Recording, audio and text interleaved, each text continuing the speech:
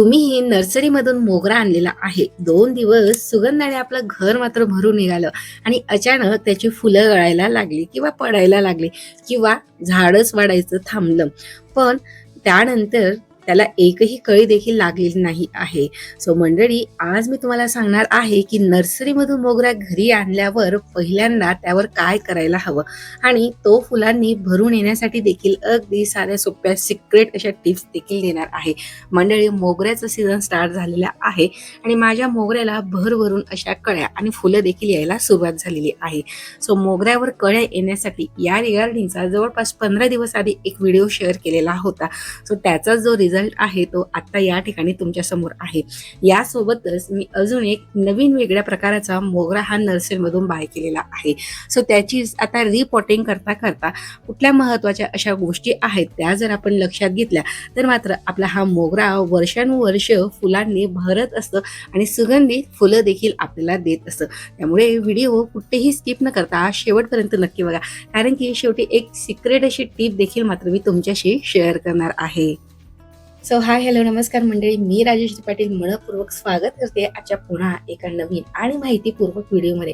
मंडळी, नर्सरीमधून झाड आणल्यावर आपण काय करायला हवं हे आता पार्ट फर्स्टमध्ये पाहूया. सो सर्वात प्रथम गोष्ट की मी या ठिकाणी पुन्हा नवीन एक मोगरा आणलेला होता आणि मोगऱ्याची कुंडी तयार करण्याचं काम या ठिकाणी चाललेलं होतं.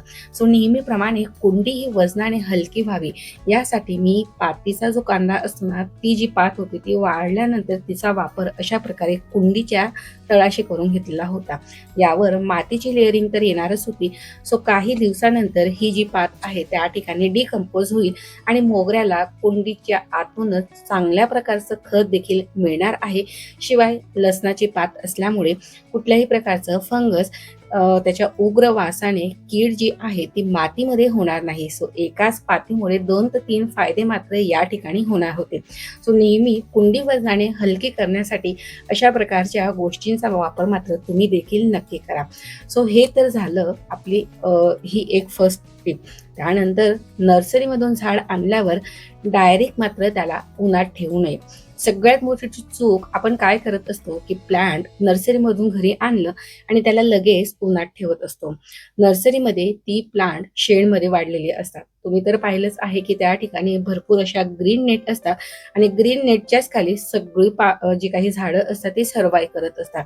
म्हणून घरी आणल्यावर लगेच त्याला आपण उन्हात न ठेवता 4 ते 5 दिवस ब्राईट शेडमध्ये ठेवा. यामुळे कळ्या देखील पडणार नाहीत. या ठिकाणी मोगरा आणून जवळपास 8 ते 9 दिवस झालेले होते. सो 8 ते 9 दिवसात मी झाडाला फक्त 1 ते 2 वेळेस पाणी दिलेलं होतं, कारण की मोगऱ्याची जी काही माती असते किंवा नर्सरीमधून कुठलंही झाड आणलं तर त्याची माती अगदी गच्च आणि चिकट असते. त्यामुळे त्याला जास्त पाणी देणं देखील टाळायला हवं. सो जेवढ्या आपण पाणी कमी देतो तेवढा हा जो माती असते ती प्लास्टिक पासून लवकर रिमूव्ह होण्यास मदत देखील होत असते. त्यानंतर सेकंड पार्ट म्हणजे झाडाला लगेच रिपोर्ट करू नका. आपल्याला वाटतं की लगेच या झाडाला मोठ्या कुंडीत शिफ्ट करूया, पण प्लांट आधीच एन्व्हायरमेंट चेंजमुळे स्ट्रेसमध्ये गेलेलं असतं. सो किमान घरी आणल्यावर त्याला 5 ते 7 दिवस आपल्या झाडांशी, घराशी ॲडजस्ट होऊ द्या. त्यानंतरच मात्र त्याला रिपोर्ट करा. त्यानंतर सर्वात महत्त्वाची गोष्ट म्हणजेच पाणी. झाडाला पाणी जास्त देऊ नका. ओव्हर वॉटरिंग म्हणजे मोगऱ्याचा सगळ्यात मोठा शत्रू आहे. सो दररोज पाणी देऊ नका. वरची 1 इंच माती जी ड्राय झाली त्यानंतरच मात्र झाडाला पाणी द्या. आणि त्यानंतर सर्वात महत्त्वाचा चौथा पार्ट म्हणजे की कळ्या जरी गळायला लागल्या किंवा पडल्या तरी मात्र घाबरू नका. 2-3 कळ्या पडल्या तर अजिबात पॅनिक होऊ नका. ते नॉर्मल असं ॲडजस्टमेंट प्रोसेस असतं. सो अशा प्रकारे मी 1 ते 2 दिवस आधी झाडाला पाणीच दिलेलं नव्हतं, म्हणून अगदी अलगद ते पिशवीच्या बाहेर आलं. शिवाय तुम्ही या ठिकाणी नर्सरीची माती तर पाहू शकता. ही जी झाडं असतात ती सर्वात महत्त्वाचं म्हणजे ते रोजचे जे काही स्प्रे करत असतात किंवा केमिकल फर्टिलायझर देत असतात त्याचमुळे नर्सरीतील झाडं चांगल्या प्रकारे जगत असतात. आपण बऱ्याच वेळेस म्हणतो की नर्सरीत झाडं चांगली असतात आणि घरी आली की मरतात, कारण की आपण त्यांना केमिकल फीडिंग देत नसतो. आणि सो मंडळी, या ठिकाणी संपूर्ण माती रिमूव्ह न करता जेवढी शक्य होईल तेवढी माती मी बाजूला काढून घेतली आणि त्यानंतर झाडाच्या मुळांना आपल्याला कुठल्याही प्रकारचं डिस्टर्बन्स न करता या ठिकाणी शेप केलेलं आहे. सो यानंतर सर्वात महत्त्वाची गोष्ट म्हणजे मोगरा जास्त फुलण्यासाठीचं सिक्रेट. आता मेन सिक्रेट तर आपल्याला सूर्यप्रकाश हे माहीत आहे, पण त्यासोबतच मी या ठिकाणी चिकन कंपोस्ट फीडिंग देखील करत आहे. सो मी या ठिकाणी वेल रोटेड व्यवस्थित डिकम्पोज झालेलं चिकन कंपोस्ट वापरत आहे.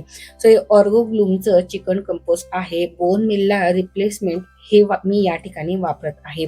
सो या ठिकाणी मी 4 चमचे हे मातीमध्येच अगदी कडेने टाकून घेत आहे, म्हणजे झाडाच्या भोवती टाकून घेत आहे. याला अगदी झाडाच्या रूट्सला किंवा स्टेमला म्हणजे जवळपास टाकू नये. हलकेसे सॉइलमध्ये आपल्याला मिक्स करून घ्यायचे आहे आणि यावर पुन्हा मी मातीची लेअरिंग करून घेणार आहे. सो तुमच्याकडे हे कंपोस्ट नसेल तर या जागी तुम्ही कुठलंही वर्मी कंपोस्ट असो, शेणखत चांगलं कुजलेलं आणि जुनं असं शेणखताचा देखील वापर करू शकता. या ठिकाणी तुम्ही माझी कुंडीतील माती पाहू शकतात की अगदी भुसभुशीत आणि भुरभुरीत आहे. सो नेहमीप्रमाणे वेल ड्रेन सॉइल पॉटिंग मिक्सचर जो असतात तो आपल्याला या ठिकाणी वापर करून घ्यायचा आहे. तो फुलं येण्यासाठीचं जे सिक्रेट आहे ते म्हणजे मी या ठिकाणी चिकन कंपोस्ट वापरून घेतलेलं होतं. तुमच्याकडे असलेलं वर्मी कंपोस्ट, ऑर्गॅनिक कुठल्याही प्रकारचं कंपोस्ट तुम्ही अशा प्रकारे कुंडीच्या मिडलमध्ये टाकून घ्या. त्यानंतर पुन्हा एकदा मातीची लेअर करून घ्या. आणि सर्वात महत्त्वाचं सिक्रेट म्हणजे तर सनलाईट. फ्लावरिंग की जी म्हटली जाते ना, तर त्याच्यासाठी सूर्यप्रकाश हा अतिशय महत्त्वाचा आहे.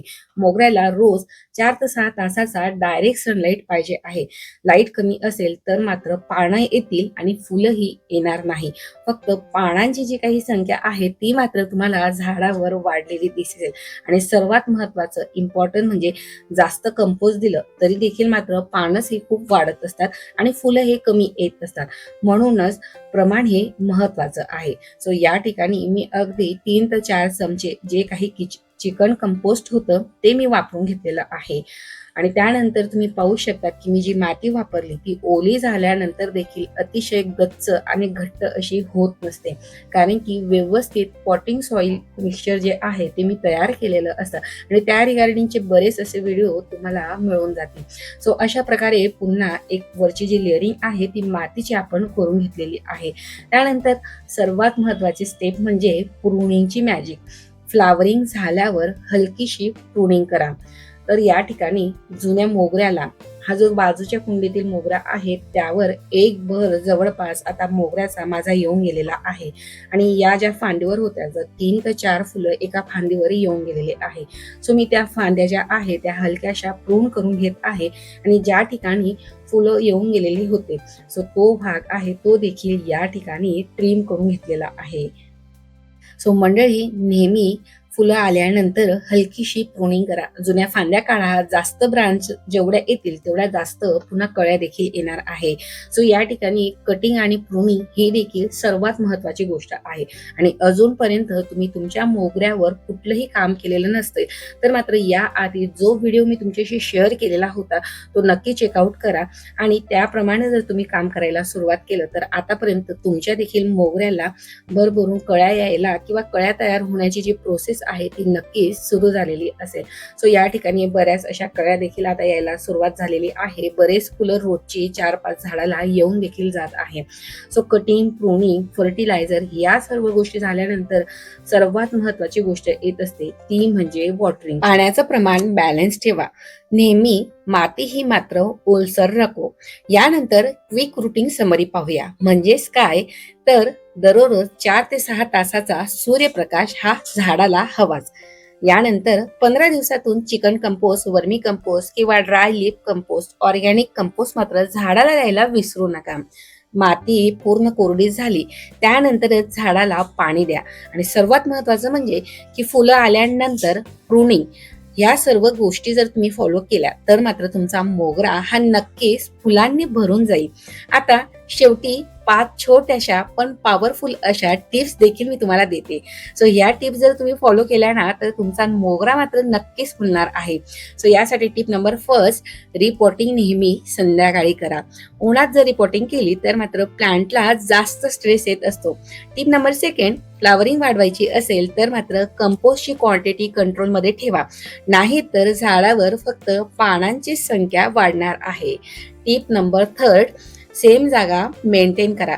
मोगऱ्याची वारंवार जागा बदलली तर मात्र कळ्या ह्या गळतात किंवा कुंडीमध्ये कळ्या ह्या पडत असतात. सो एक जागा फिक्स ठरवा. टिप नंबर 4, जुनी फुलं प्लांटवर सुकू देऊ नका. त्यांना ताबडतोब काढा. यामुळे नवीन कळ्या लवकर झाडाला लागत देखील असतात. टिप नंबर 5, सगळ्यात महत्वाचा, रोज 1 मिनिट झाडाकडे बघा. पानांचा रंग, कळ्या, मातीची कंडिशन ही रोज ऑब्झर्व करा. प्लांट आपल्याला सिग्नल देत असतो, आपण फक्त लक्ष द्यायला हवं. मोगरा म्हणजे फक्त गार्डनिंग नाही, तर तो एक अनुभव आहे. पहिली कळी लागली तर तो आनंद, पहिलं फूल उमललं तर तो सुगंध, हे शब्दात सांगता येत नाही. जर तुमच्याकडे ही मोगरा असेल तर मात्र कमेंटमध्ये मला तुमचा मोगरा फुलांसाठी रेडी आहे किंवा नाही ते देखील नक्की सांगा. तर मग मंडळी, या ठिकाणी नवीन मोगरा नर्सरीमधून आणल्यानंतर ज्या काही गोष्टी फॉलो करायच्या असतात त्या सगळ्या मी फॉलो केलेल्या आहेत. तुम्ही देखील यावर्षी नवीन मोगरा खरेदी केला असेल किंवा करणार असणार तर मात्र सर्व गोष्टी फॉलो केला. आणि जर तुमचं रिपोर्टिंगही झालं असेल तर मात्र 15 दिवसानंतरची जी काही केअर सांगितलेली आहे ती मात्र करायला विसरू नका. तर मंडळी, आजचा हा व्हिडिओ तुम्हाला थोडा जरी हेल्पफुल ठरला असेल तर मात्र व्हिडिओला भरभरून लाईक करून तुमच्या मोगरा प्रेमी मित्रांसोबत देखील नक्की शेअर करा, जेणेकरून त्यांचा झोपलेला मोगरा पुन्हा जागे होण्यास मदत होईल.